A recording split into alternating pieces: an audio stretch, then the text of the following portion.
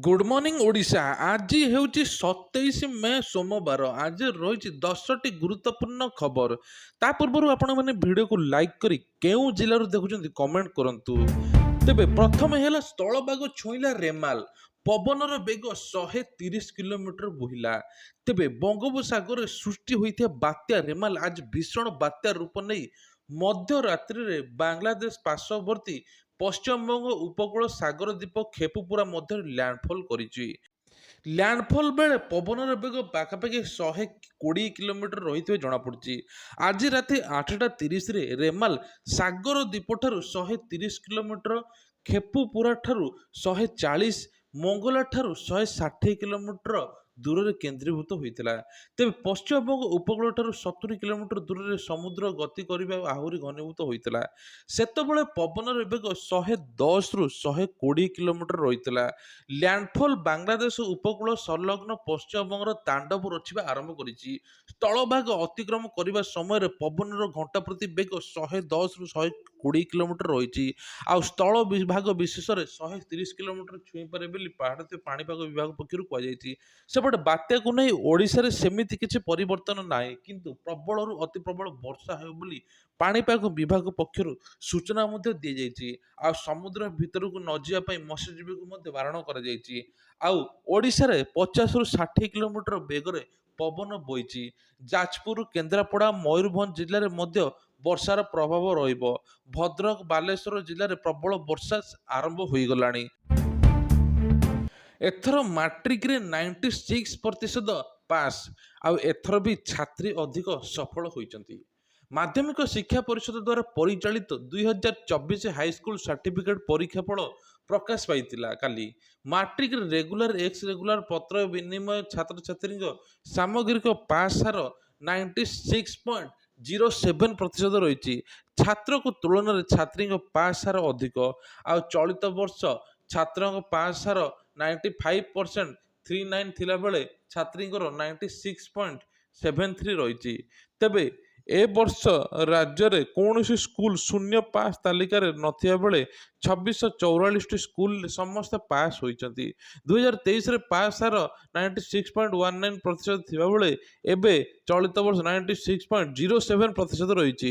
ଆଜି କଟକ ସ୍ଥିତ ବୋର୍ଡ ମୁଖ୍ୟ କାର୍ଯ୍ୟାଳୟରେ ବୋର୍ଡର ସଭାପତି ଶ୍ରୀକାନ୍ତ ତରାଇ 2024 ମାଟ୍ରିକ ଏବଂ ମଧ୍ୟମ ରାଜ୍ୟ ମୁକ୍ତ ବିଦ୍ୟାଳୟ ପରୀକ୍ଷା ଫଳ ସଂକ୍ରାନ୍ତରେ ସୂଚନା ଦେଇଥିଲେ। ଆଉ କହିଥିଲେ 2644ଟି ସ୍କୁଲରେ ସମସ୍ତେ ପାସ୍। ଶୂନ୍ୟ ପାସ୍ ତାଲିକାରେ ନାହାନ୍ତି କୌଣସି ସ୍କୁଲ।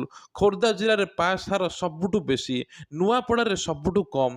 ଜୁନ 10ରେ ସପ୍ଲିମେଣ୍ଟାରୀ ପରୀକ୍ଷା ପାଇଁ ଫର୍ମ ପୂରଣ। ଆଉ ମେ 29ରୁ ରିଚେକିଂ ପାଇଁ ଆବେଦନ କରାଯିବ। ଥମୁନି ହିଂସା, ବିଧାୟକ ରୁଦ୍ର ମହାରଥୀଙ୍କୁ ଆକ୍ରମଣ। ରୁଦ୍ରଙ୍କ ଗାଡ଼ି ସହ ଆଉ 4 ଗାଡ଼ି ଭଙ୍ଗାରୁଜା। ପୁରୀ ଜିଲ୍ଲାର ଦ୍ୱିତୀୟ ପର୍ଯ୍ୟାୟ ମତଦାନ ଆସନ୍ତା ଜୁନ 1 ନିମାପଡ଼ା କାକଟପୁର ବିଧାନସଭା ଆସନ ହେବାକୁ ଯାଉଛି। ନିର୍ବାଚନକୁ ଆଉ 5 ଦିନ ବାକି ଥିବାବେଳେ ନିମାପଡ଼ାରେ ରାଜନୈତିକ ହିଂସା ଦେଖିବାକୁ ମିଳିଛି। ବିଜେପିର କିଛି ନେତା କର୍ମୀମାନେ ପିପିଲ ବିଧାୟକ ରୁଦ୍ର ପ୍ରତାପ ମହାରଥୀଙ୍କୁ ଆକ୍ରମଣ କରିବା ଅଭିଯୋଗ ହୋଇଛି। ତାଙ୍କ ଗାଡ଼ି ସହିତ ସାଙ୍ଗରେ 4ଟି ଗାଡ଼ିକୁ ଭଙ୍ଗାରୁଜା କରିଛନ୍ତି।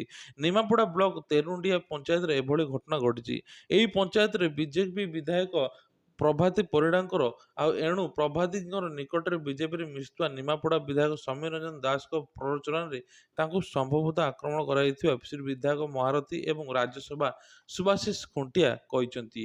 ତେଣୁ ବିଧାୟକଙ୍କୁ ଆକ୍ରମଣ କରିବା ଶୁଣି ପିପିଲି ନିର୍ବାଚନ ମଣ୍ଡଳୀ ବହୁ ବିଜେଡି ନେତା କର୍ମୀମାନେ ନିମାପଡ଼ା କୋର୍ଟ ଛକରେ ଏକତ୍ରିତ ହୋଇଥିଲେ।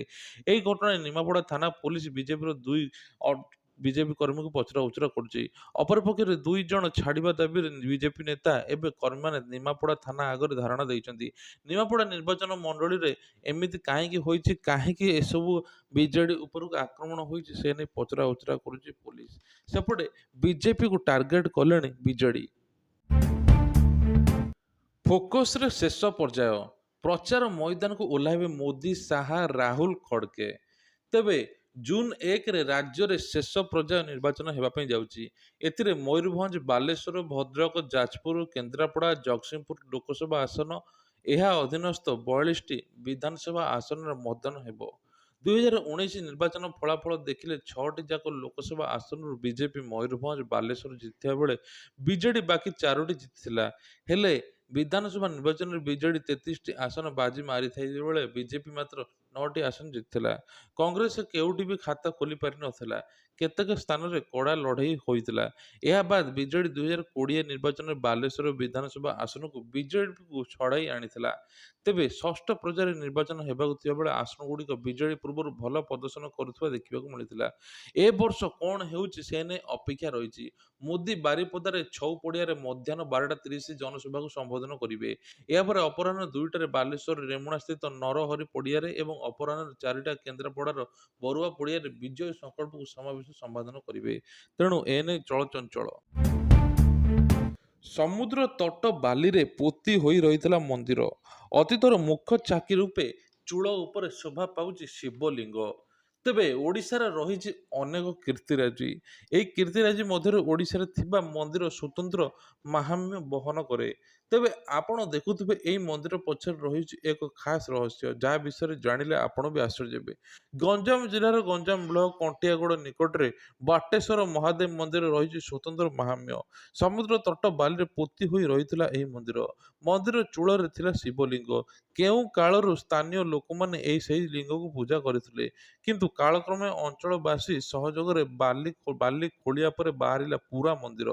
ସରକାରଙ୍କ ସହାୟତାରେ ମନ୍ଦିର ଏବଂ ଅଞ୍ଚଳବାସୀମାନେ ଉଦ୍ୟମରେ ମନ୍ଦିର ଚତୁଃପାର୍ଶ୍ୱରେ ପାହାଚ ନିର୍ମାଣ ହୋଇଥିବା ବେଳେ ଏବେ ମନ୍ଦିର ଅତୀତର ମୁଖ୍ୟ ସାକ୍ଷୀ ରୂପେ ଚୂଳ ଉପରେ ଶିବଲିଙ୍ଗ ଶୋଭା ପାଉଛି। ତେବେ ଆପଣମାନେ ଜାଣିଲେ ଆଶ୍ଚର୍ଯ୍ୟ ହେବେ ଯେ ଓଡ଼ିଶାରେ ଅନେକ ଶୈବପୀଠ ରହିଛି, କିନ୍ତୁ ଏହି ଶୈବପୀଠ ବାଲିରେ ପୋତି ହୋଇଥିବାରୁ ଏହାର ମାହାତ୍ମ୍ୟ ଅଲଗା ରହିଛି। ସ୍ଥାନୀୟ ଲୋକମାନେ ମନ୍ଦିର ବିଷୟରେ କିଛି ଜାଣିନଥିଲେ। ଖାଲି ମନ୍ଦିର ଚୂଳ ଉପରେ ଶିବଲିଙ୍ଗକୁ ପୂଜା କରୁଥିଲେ ଲୋକେ। ପ୍ରତ୍ୟେକ କାର୍ତ୍ତିକ ପୂର୍ଣ୍ଣିମାରେ ଲୋକମାନେ ବାଲି ଖୋଳିଥାନ୍ତି ଆଉ ପୁରୋହିତ ଆସି ପୂଜା କରିଥାନ୍ତି। ଧୀରେ ଧୀରେ ବାଲି ଖୋଳିବା ପରେ ସମୟରେ ସମୟ ମନ୍ଦିର ଉତ୍ପତ୍ତି ହେଲା। ମନ୍ଦିର କାରୁକାର୍ଯ୍ୟ ଏତେ ସୁନ୍ଦର ରହିଛି ଯାହା ଦେଖିଲେ ଆପଣମାନେ ମଧ୍ୟ ଆଶ୍ଚର୍ଯ୍ୟ ହେବେ। ମନ୍ଦିର ପରିସରରେ ଛୋଟ ଛୋଟ ମନ୍ଦିର ରହିଛି। ମନ୍ଦିରର ପୂଜକ ଆସି ମନ୍ଦିରରେ ମଧ୍ୟ ପୂଜା କରନ୍ତି। ତେବେ ବାଲିରେ ପୋତି ହୋଇଥିବା ମନ୍ଦିର, ଏହାକୁ ଦେଖିଲେ ଭକ୍ତଙ୍କ ସୁଅ ଛୁଟୁଛି। ଅଯୋଧ୍ୟା ରାମ ମନ୍ଦିରକୁ ମୋବାଇଲ ମନା, ସମସ୍ତଙ୍କ ପାଇଁ ଲାଗୁ ହେଲା କଡ଼ା ନିୟମ। ତେବେ ଆଉ ଅଯୋଧ୍ୟା ରାମ ମନ୍ଦିରକୁ ମୋବାଇଲ ନେଇପାରିବେ ନାହିଁ ଭକ୍ତ। ମନ୍ଦିର ପରିସରକୁ ମୋବାଇଲ ଫୋନ ନ ନେବାକୁ ମନ୍ଦିର ନିର୍ମାଣ ସମିତି ନିଷ୍ପତ୍ତି ନେଇଛି। ସାଧାରଣ ଲୋକ ହୁଅନ୍ତୁ କିମ୍ବା ଭିଆଇପି ଲୋକ ହୁଅନ୍ତୁ, ମନ୍ଦିର ପରିସରରେ ମୋବାଇଲ ବ୍ୟବହାର କରିପାରିବେ ନାହିଁ।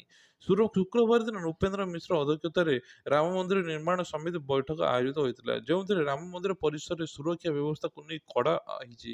ତେଣୁ ଅନିଲ ମିଶ୍ର କହିଛନ୍ତି ଯେ ମନ୍ଦିର ସୁରକ୍ଷା ଦୃଷ୍ଟିରୁ ରଖି ଏ ନିୟମ ଲାଗୁ କରାଯାଇଛି। ସମସ୍ତ ଭକ୍ତଙ୍କ ପାଇଁ ଏ ନିୟମ ଅନୁରୋଧ କରାଯାଇଛି। ତେବେ ମନ୍ଦିରରେ ଏବେ କୌଣସି ଲୋକ ମୋବାଇଲ ନେଇପାରିବେ ନାହିଁ। ଏଥିରେ ସେମାନଙ୍କ ନିଜର ମୋବାଇଲ ସମେତ ଅନ୍ୟାନ୍ୟ ମୂଲ୍ୟବାନ ସାମଗ୍ରୀ ଲଗେଜ ରଖିପାରିବେ।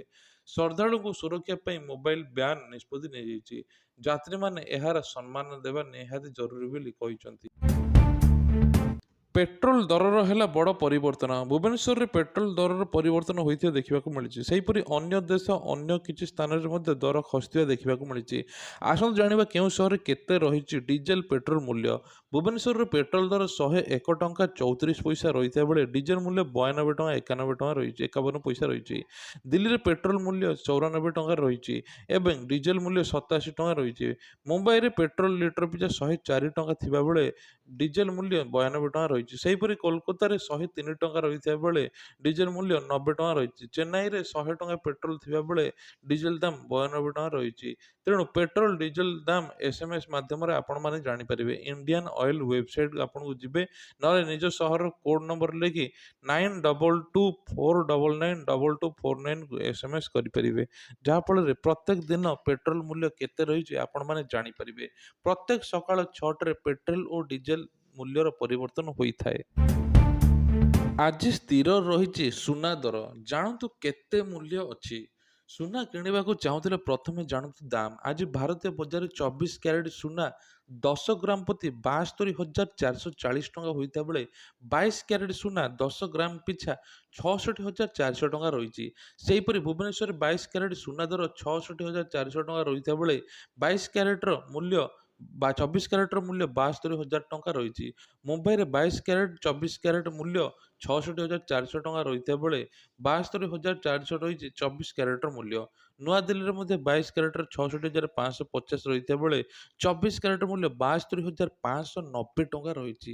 ତେଣୁ ପାଖାପାଖି ସବୁଠି 24 କ୍ୟାରେଟର ମୂଲ୍ୟ 72,500 ଟଙ୍କା ପାଖାପାଖି ରହିଛି।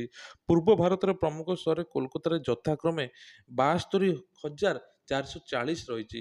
ଅନ୍ୟପଟେ ରୂପା ଦର ବୃଦ୍ଧି ହୋଇ କେଜି ପ୍ରତି 91,900 ଟଙ୍କା ପହଞ୍ଚିଲାଣି।